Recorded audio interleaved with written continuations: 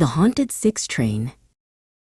The 6 train rattled through the subterranean dark, hours past midnight.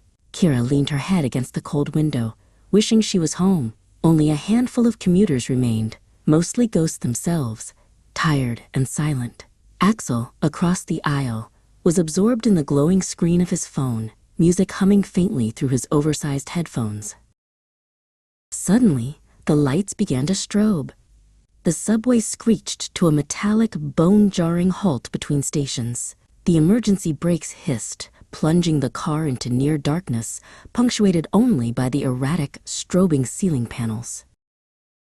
"What was that?" Kira demanded, grabbing her bag. She rushed toward the center doors, her heart hammering. She hit the release bar, but heard only a heavy thunk. The manual override refused to budge. The hydraulic pressure was locked solid. An announcement crackled over the speakers, distorted and frayed.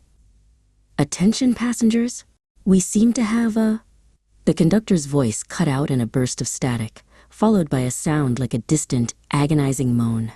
Axel peered nervously at the service panel near the door. Kira ran back to Axel. "The main doors are locked from the outside. And I think the conductor is gone," she whispered. Silas, the older man who hadn't moved since the train stopped, finally spoke, his voice dry and slow. "It's not the conductor's fault, dear. It's the tracks. They say this stretch of line was built over a forgotten cemetery," Silas continued, his gaze distant. "They had trouble with the power grid from the day it opened.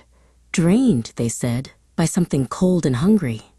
Kira tried to rationalize. "It's just an electrical malfunction, sir. We need to get to the main breaker." As they opened the accordion door to the next car, a wave of palpable cold hit them. The temperature dropped instantly. Axel pointed to a junction box on the floor, screws smoking.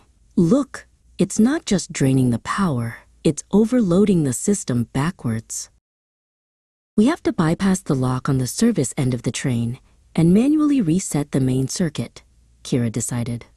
As she straightened up, she caught a movement in the dark window, not of the tunnel, but inside the reflection, a tall, indistinct silhouette looming just behind Axel. The floor began to tremble, not from the tunnel, but from the motors. The train, still dark and locked, started moving, slowly, silently, backward, deeper into the dark recess of the tunnel. "It's taking us to the old dead-end